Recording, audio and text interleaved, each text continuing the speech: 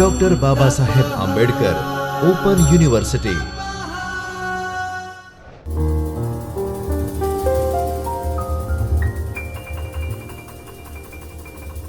નમસ્કાર વિદ્યાર્થી મિત્રો, ડૉક્ટર બાબા સાહેબ આંબેડકર ઓપન યુનિવર્સિટીના જ્યોતિર્મય પરિસરમાંથી હું Bijal Raval, assistant professor management, school of commerce management ડિપાર્ટમેન્ટમાંથી આપનું હાર્દિક સ્વાગત કરું છું. આજનો આપણો વિષય છે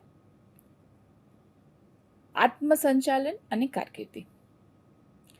આપણો કોર્સ છે એમ.કોમ પ્રથમ વર્ષ. આપણા વિષયનો કોડ છે MC01 SS101. એમાં આપણો એકમ છે નંબર 9, કારકિર્દી વિકાસ અને મૂલ્યાંકન. તેના વિશે આપણે ચર્ચા કરીશું. સૌપ્રથમ આપણે તેની રૂપરેખા જોઈ લઈએ. પ્રસ્તાવના, ઐતિહાસિક અવલોકન, બહુમાર્ગી કારકિર્દીની લાક્ષણિકતાઓ, પરંપરાગત અને બહુમાર્ગી કારકિર્દી વચ્ચેનો તફાવત, કારકિર્દીનો અર્થ, વ્યાખ્યા, કારકિર્દીનું આયોજન, કારકિર્દી વિકાસ અને કારકિર્દી વિકાસ પર જે થિયરીઝ છે કે અમુક સિદ્ધાંતો છે તેના વિશે આપણે ચર્ચા કરીશું. પ્રસ્તાવના, આજના ઝડપી અને બદલાતા વ્યવસાયિક વિશ્વમાં કારકિર્દી વિકાસ અને મૂલ્યાંકન દરેક વ્યવસાયિક માટે મહત્વપૂર્ણ છે. આપણને ખબર જ છે કે આટલી ઝડપી આપણી લાઈફ છે, જેમાં દિવસે દિવસે ઘણું બધું બદલાય છે, આટલી હરીફાઈ છે. તેની સામે દરેક વ્યક્તિને ભગવાને અલગ અલગ શક્તિ આપેલી છે. તે દરેક શક્તિને જો યોગ્ય દિશા મળે તો તે ખૂબ સારી કારકિર્દી બનાવી શકે અને પોતાની અંદર રહેલી સુસુપ્ત શક્તિને જાણીને તેમાં આગળ વધી શકે. માત્ર શ્રેષ્ઠ શિક્ષણ અને કુશળતા હોવી પૂરતી નથી. વ્યક્તિને યોગ્ય દિશામાં પોતાની કારકિર્દી યોજવાની, કૌશલ્ય વધારવાની અને સફળતાની દિશામાં સતત પ્રગતિ કરવાની જરૂર છે. કારકિર્દી વિકાસ અને મૂલ્યાંકન એ વ્યક્તિગત, સામાજિક અને વ્યવસાયિક વિકાસની કડી છે. સંસ્થાઓ હવે જોઈએ તો કર્મચારીઓની કારકિર્દીની જરૂરિયાતો માટે સંગઠનોની રચના કરે છે. તેના પર વધારે ભાર મૂકે છે કે તેમની જરૂરિયાત શું છે, તે પ્રમાણે તેમને યોગ્ય તાલીમ અને યોગ્ય દિશા મળે તો તેમની અંદર રહેલી શક્તિનો ઉપયોગ કરીને જે તે વ્યક્તિનો તો વિકાસ થઈ જ શકે, સાથે સાથે તે જે તે સંસ્થા સાથે જોડાયેલો છે તેનો પણ વિકાસ થાય. ઐતિહાસિક અવલોકન, કારકિર્દી વિચારવાદ એ જે તે પ્રવર્તમાન સામાજિક અને આર્થિક વાતાવરણ સંબંધિત હોય. કારકિર્દી વિચારવાદનો ઇતિહાસ સામાજિક અને આર્થિક વાસ્તવિકતાઓ દ્વારા સંચાલિત છે. કારકિર્દીની પસંદગી અને વિકાસના સિદ્ધાંતોનું લક્ષ્ય જે તે લોકો જે છે તેના વ્યક્તિત્વ, તેમના વ્યવસાયો વચ્ચે સંલગ્નતાની આગાહી આપવી અને તેને સમજાવવાનો પ્રયત્ન કરવો. કાર્ય એ લોકોના સ્વખ્યાલો માટે હંમેશા કેન્દ્રમાં રહેલ હોય. તેથી જ કારકિર્દીની સફળતા વ્યક્તિઓ તેમજ સંસ્થાઓ માટે ખૂબ જ મહત્વની હોય. કારકિર્દીનો પરંપરાગત ખ્યાલ ઔદ્યોગિક યુગની સાથે જોડાયેલો છે. રૂસો અને બ્રિસ્કોએ મુખ્ય મૂલ્ય તરીકે વ્યક્તિની સ્વતંત્રતા અને વૃદ્ધિ પર ભાર મૂક્યો છે, જેણે દર્શાવ્યું છે કે દરેક વ્યક્તિ પાસે અલગ અલગ સુસુપ્ત શક્તિઓ રહેલી છે. તેને જો યોગ્ય દિશા મળે, યોગ્ય તાલીમ આપવામાં આવે, યોગ્ય આકાર આપવામાં આવે તો તે ચોક્કસ તેનો વિકાસ થઈ શકે અને તે પોતાની કારકિર્દી ખૂબ સારી રીતે બનાવી શકે. બહુમાર્ગી કારકિર્દી, 21મી સદીની કારકિર્દી ચલાયમાન અથવા બહુમાર્ગી છે. બહુમાર્ગી કારકિર્દીનો ખ્યાલ 1976-2002 માં રજૂ કરવામાં આવ્યો હતો. પ્રોટિયન શબ્દ એ પ્રોટસના રૂપકમાંથી બન્યો છે. કેવી રીતે બન્યો છે? જે ગ્રીક પૌરાણિક કથાઓ છે તેમાંના એક સમુદ્રદેવ છે, જેની ભવિષ્ય ભાંખવાની અને કરી શકવાની શક્તિ છે. તેની પાસે એક અલગ શક્તિ રહેલી છે કે જે ભવિષ્ય જાણી શકે. એટલા માટે તેના પરથી આનું નામ પ્રોટિયન શબ્દ પડ્યું, જે પોતાનું જ્ઞાન અન્ય લોકોથી છુપાવવા માટે સ્વરૂપાંતરનો તકનિકનો ઉપયોગ કરતા. પ્રોટિયન શબ્દ એ લચકતા, અનુકૂલનશીલતા અને પરિવર્તનશીલતા હોવાનો પર્યાય છે. દરેક વ્યક્તિ પાસે અલગ અલગ જે શક્તિ રહેલી છે, જેને યોગ્ય સમયે તે જાણીને જો યોગ્ય તાલીમ અને આકાર દ્વારા જો તેને બહાર લાવવામાં આવે તો તે ચોક્કસ પોતાની કારકિર્દીમાં આગળ વધી શકે છે, તેનો વિકાસ થઈ શકે છે. પ્રોટિયન કારકિર્દી એ વ્યક્તિ દ્વારા સંચાલિત કરવામાં આવે છે, સંસ્થા દ્વારા નહીં. તે વ્યક્તિ દ્વારા બદલતા વ્યક્તિઓ અને પરિસ્થિતિને અનુરૂપ સમયાંતરે પુનઃશોધિત કરવામાં આવે છે. યોગ્ય રીતે વિચાર કરીને દરેક વ્યક્તિને પરિસ્થિતિ પ્રમાણે અનુરૂપ થાય છે. બહુમાર્ગી કારકિર્દી વ્યક્તિગત લક્ષ્યો પર આધારિત છે, જેમાં વ્યક્તિના પોતાના જ મૂલ્યો તેના વિકાસ તેને માર્ગદર્શન પૂરું પાડે છે અને સફળતાના માપદંડો નક્કી કરે છે.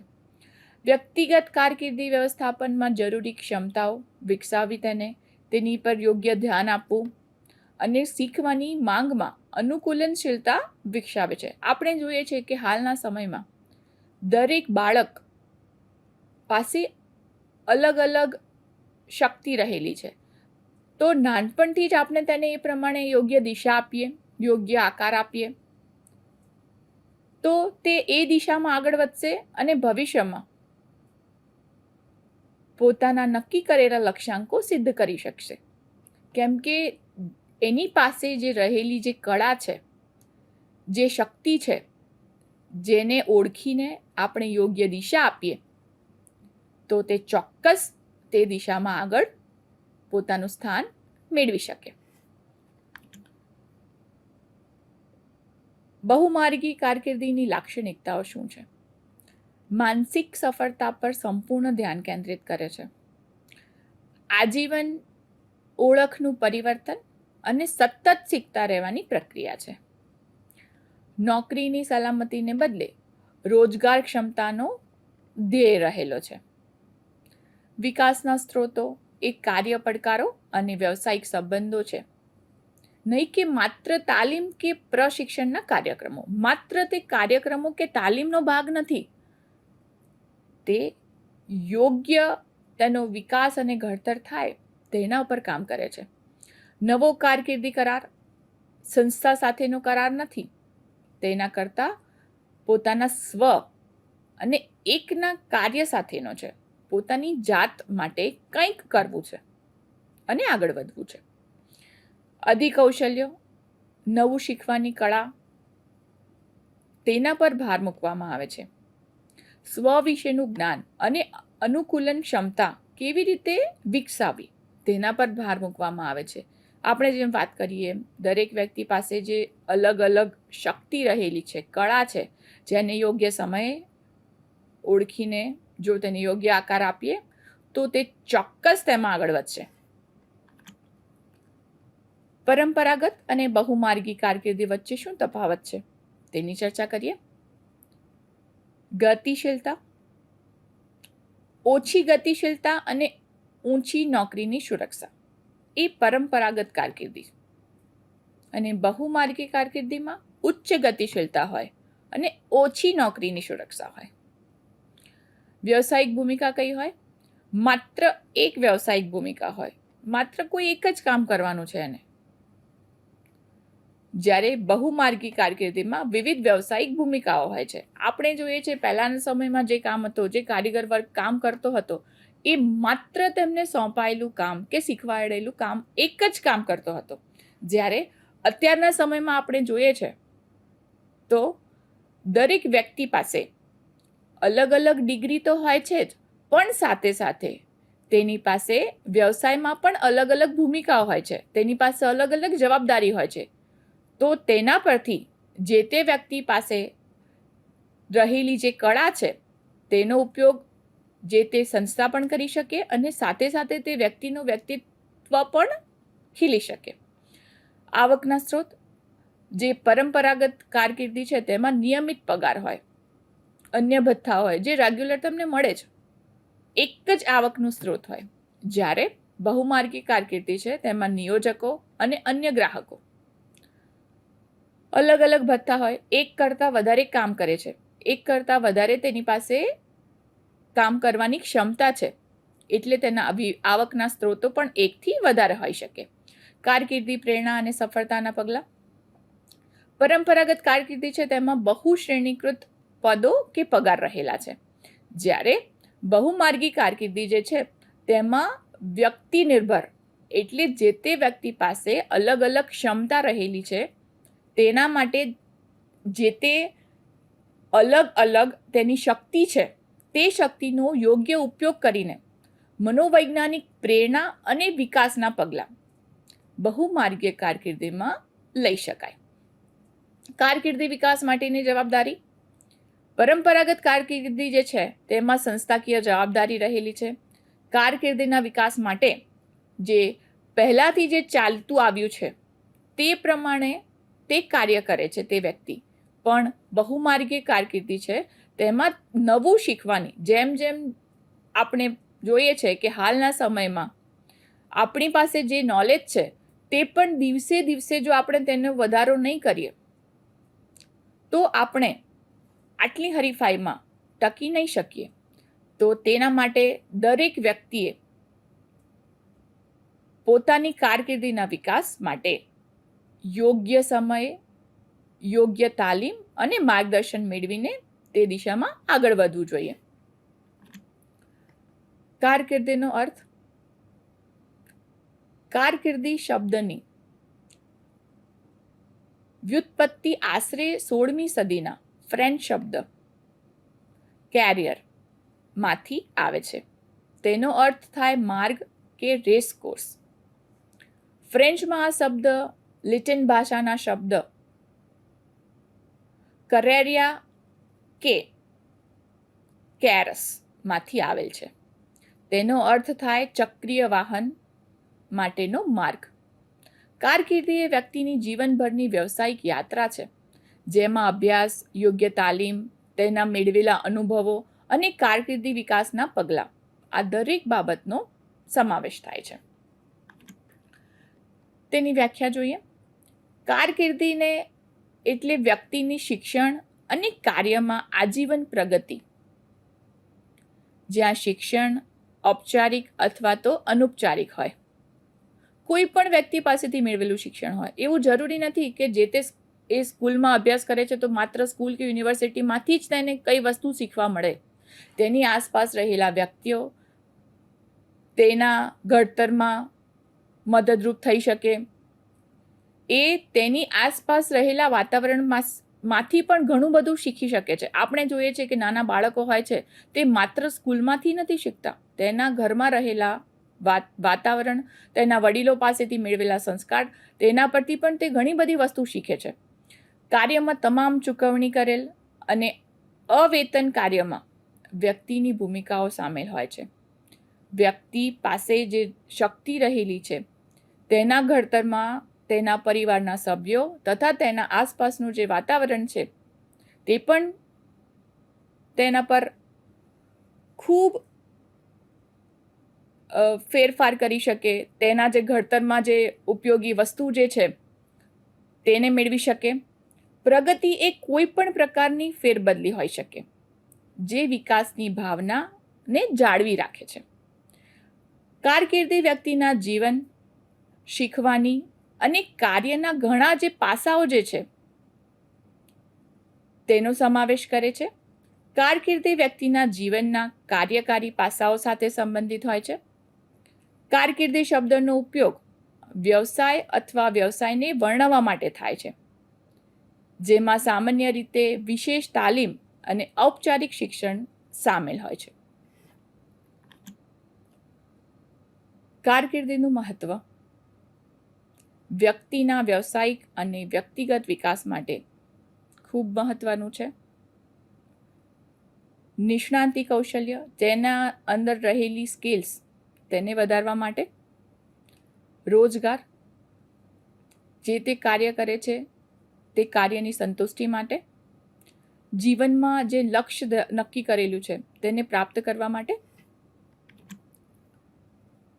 કારકિર્દીનું આયોજન.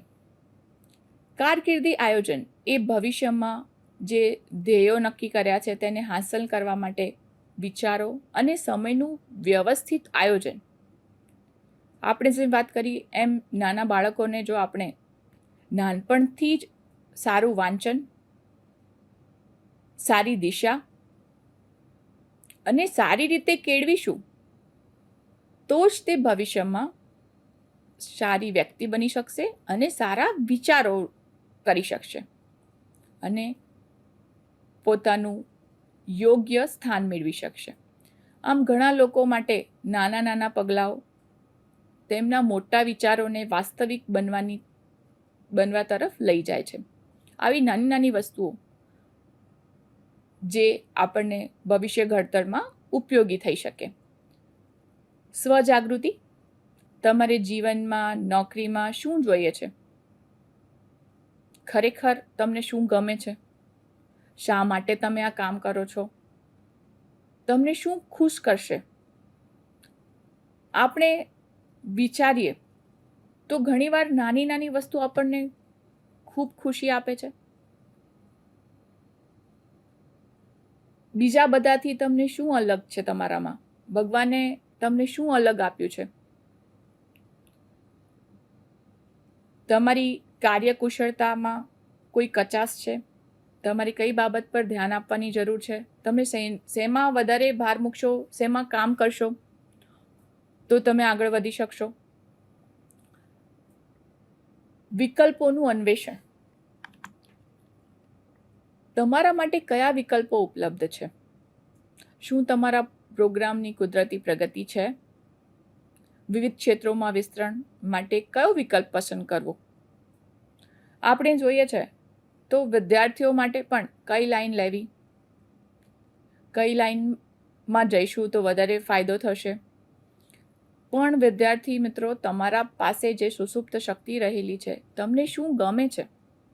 જો તમને ગમતો અભ્યાસ કરશો, તમને ગમતી વસ્તુમાં તમે આગળ વધશો તો ચોક્કસ તમને સફળતા મળશે અને તમે ખૂબ સારી રીતે કામ કરી શકશો. તે કામ કરવાનો સંતોષ જ કંઈક અલગ હશે. એટલે જ અત્યારે આપણે જોઈએ છે તો આપણે એક કરતાં વધારે કોર્સમાં પણ ભાગ લઈ શકીએ છીએ. એકથી વધારે કોર્સ કરી શકીએ છીએ. આપણા ઇન્ટરેસ્ટ પ્રમાણે આપણને જે ગમે છે તેમાં આપણે આગળ વધી શકીએ છીએ. જુદા જુદા ક્ષેત્રો અજમાવવા, નવા સંપર્કો બનાવવા અથવા તમારા વિશે વધુ શોધવા માટે કાર્ય અનુભવને ધ્યાનમાં લેવો જોઈએ. વિશેષતા મેળવવા માટે તમારે આગળના અભ્યાસ પર ધ્યાન આપવાની જરૂર છે. કયા ક્ષેત્રમાં કયા પ્રકારની નિયોક્તા ભરતી કરે છે? અન્ય સ્નાતકો શું કરે છે? આ દરેક બાબતોનું આપણે ધ્યાન રાખવું પડે છે. નિર્ણય લેવો અને આયોજન કરવું. તમે તમારા લક્ષ્યને કેવી રીતે પ્રાપ્ત કરીશું? જો તમે તે નક્કી કર્યું છે તો તે શું છે? કેવી રીતે, કઈ દિશામાં તમે કામ કરશો તો તમને સફળતા મળશે? અમલીકરણની સમયસીમા અથવા ભૂમિકાઓ, સ્થાનોની માંગને કારણે તમારે આગળની યોજના કરવાની જરૂર છે. આપણે વિચારીએ કે આપણે કોઈ વસ્તુ નક્કી કરી છે કે ના, મને આ જ લાઈનમાં આગળ વધવું છે, મને ડૉક્ટર બનવું છે, મને એન્જિનિયર બનવું છે, મને શિક્ષક બનવું છે, મને ફોટોગ્રાફીનો વધારે શોખ છે તો હું એ લાઈનમાં જઈશ. મને કંઈક ક્રિએટિવ વસ્તુ બનાવવાનો શોખ છે તો તેને લગતી કામગીરી કરીશ. હાલના સમયમાં આપણી પાસે અભ્યાસ માટે ઘણા બધા ઓપ્શન્સ છે. આપણે આપણા ઇન્ટરેસ્ટ પ્રમાણે આપણે જે તે કોર્સમાં ભાગ લઈને આપણે આપણી કારકિર્દી ઘડી શકીએ છીએ. તમારા અભ્યાસ અને વિવિધ પ્રતિબદ્ધતાઓ તમારા કારકિર્દીના આયોજન સાથે કેવી રીતે તાલમેલ ગોઠવશે?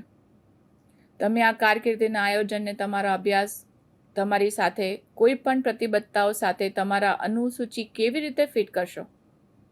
આપણે જેમ વાત કરીએ એમ આપણા શોખ, આપણા ઇન્ટરેસ્ટ પ્રમાણે આપણને ગમતી વસ્તુનો અભ્યાસ કરીશું તો આપણી અંદર રહેલી સુષુપ્ત શક્તિને આપણે ઓળખી શકીશું અને ખૂબ સારું કામ કરી શકીશું.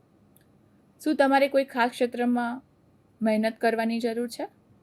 સંપર્કો બનાવવા માટે યોગ્ય વ્યક્તિ પાસે માર્ગદર્શન લઈને તમે જે તે દિશામાં આગળ વધી શકો, પોતાની કારકિર્દીનું યોગ્ય આયોજન કરી શકો. નિર્ણાયક પગલાં લેવા, યોજનાઓને કાર્યમાં લાવવા, યુનિવર્સિટીમાંથી કાર્યક્ષેત્રમાં આગળ વધવાની પ્રક્રિયાને સંચાલિત કરવામાં. શું તમે વિવેચક મૂલ્યાંકન કર્યું? એમ્પ્લોયરના દૃષ્ટિકોણથી તમે વિચાર્યું કે કઈ બાબતે તમે વધારે ભાર મૂકશો, કઈ વસ્તુ પર વધારે ધ્યાન આપશો તો તમને વધારે ફાયદો થશે અથવા તો તમે તે દિશામાં આગળ વધી શકશો? કારકિર્દી વિકાસ, તેમાં સૌ પ્રથમ આવશે અનુભવ. અનુભવ મેળવવો એટલે કોઈ પણ ક્લાસ અથવા સંસ્થામાં જોડાવાથી લઈને કેમ્પસ અથવા તો બાર ક્લબ હોય અથવા તો સંસ્થા હોય તેના સાથે જોડાઈને આપણે દરેક વસ્તુનો અનુભવ કરીએ છીએ. આપણને ખબર છે કે આપણે જ્યારે આપણી કારકિર્દીનું આયોજન કરવાનું હોય કે કારકિર્દી વિશે વિચારવાનું હોય તો આપણે ઘણા બધા વ્યક્તિઓના સંપર્કમાં આવીને તેમના અનુભવોમાંથી આપણે માર્ગદર્શન મેળવીએ છીએ કે હું કઈ દિશામાં આગળ વધીશ અને કેવી રીતે આગળ વધીશ તો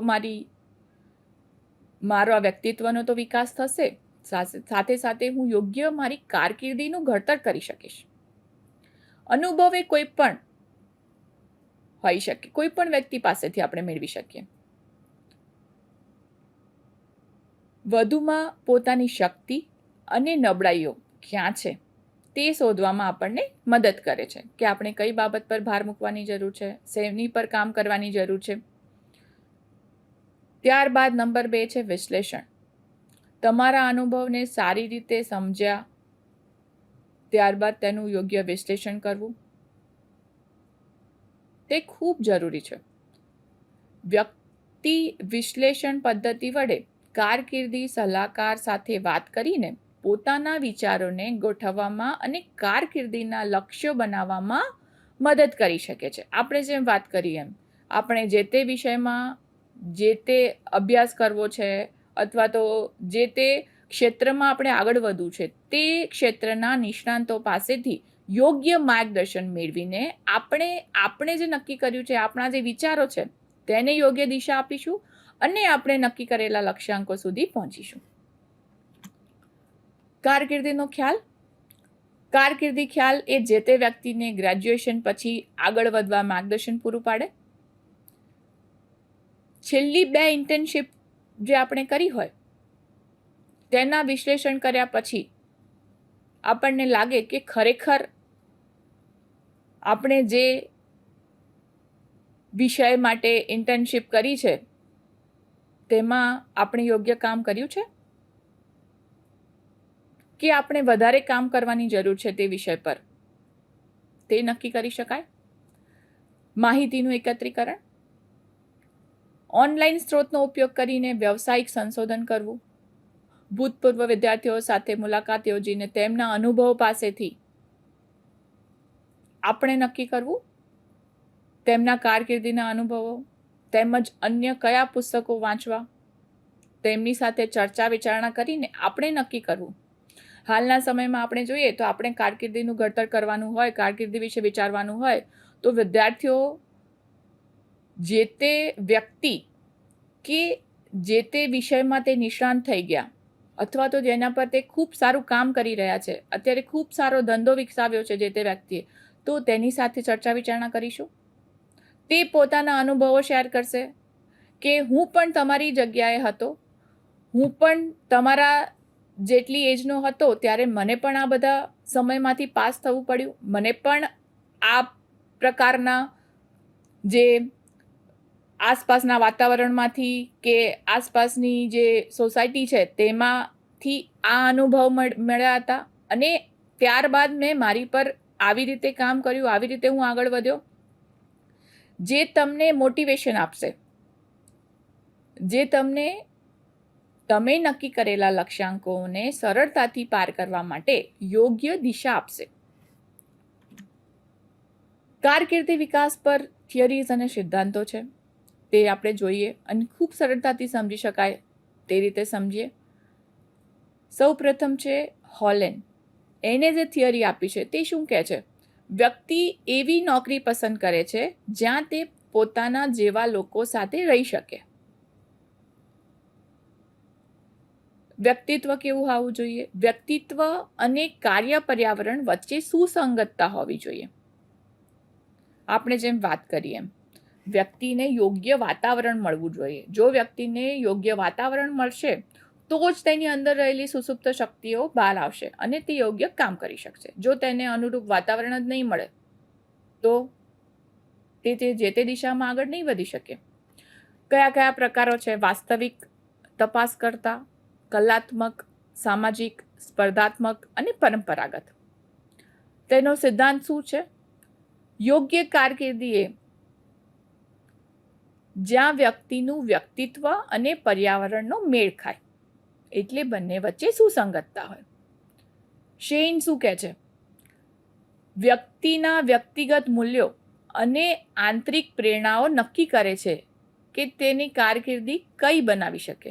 આપણે જેમ વાત કરીએ એમ જે તે બાળકને જો નાનપણથી જ એવું વાતાવરણ મળે, આપણે જોઈએ છે કે ખૂબ નાની એજમાં કોઈ બાળક સંસ્કૃતમાં બધા શ્લોકો બોલી શકે છે. કેવી રીતે?